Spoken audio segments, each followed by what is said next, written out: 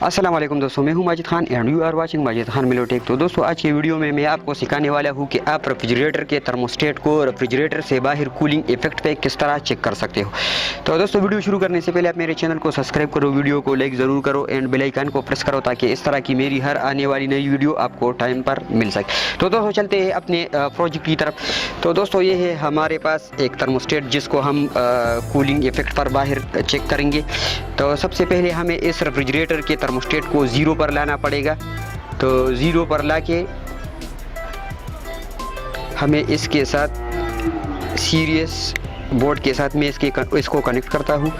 तो ये सीरीज में कनेक्ट हो गया। तो जैसा आपको नज़र आ रहा है कि ये लाइट ऑन हो गई, तो ये सीरीज़ बोर्ड में कनेक्ट हो गया। अब मैंने इसके लिए एक डिवाइस बनाई है जिसमें ये ऊपर नोज़ल लगा हुआ है और इसके बाद 0.36 की कैपिलरी मैंने लगा रखी है और एंड में एक 1/8 का कापर पेप मैंने लगाया है।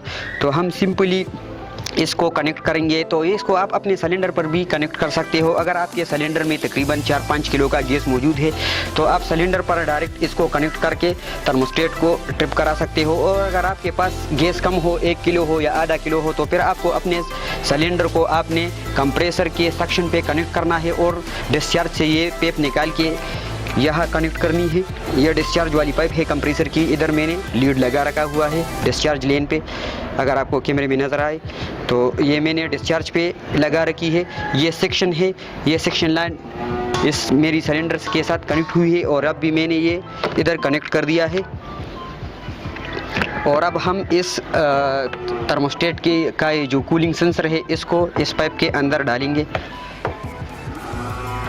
दोस्तों ये हमने अंदर डाल दिया। इसके आपने पुल इस तरह बंद नहीं करना, थोड़ी सी जगह मतलब आपने कुली छोड़नी है ताकि गैस इधर से निकले। और जब हम गैस छोड़ेंगे तो दोस्तों इधर ये लिक्विड के शक्ल में निकलेगी और ये पाइप आहिस्ता आहिस्ता फ्रीज हो जाएगा। तो इस सेंसर पे कूलिंग इफेक्ट पड़ेगा और ये ट्रिप हो जाएगा।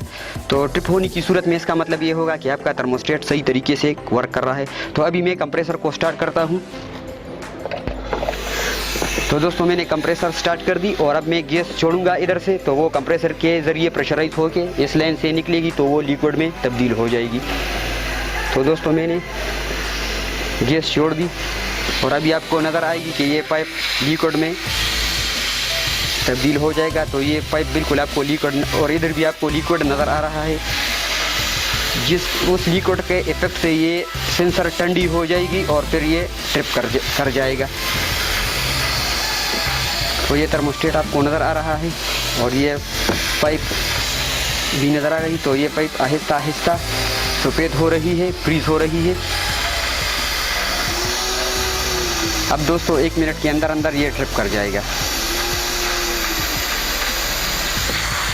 देखो तो ये दोस्तों ट्रिप हो गया और हमारा लाइट ऑफ हो गया। अब हम अपने कंप्रेसर को बंद करते हैं और मैंने अपनी कंप्रेसर बंद कर दी और अब इसको इससे निकालता हूँ। तो अभी देखो ये दोस्तों ये ऑन हो गया।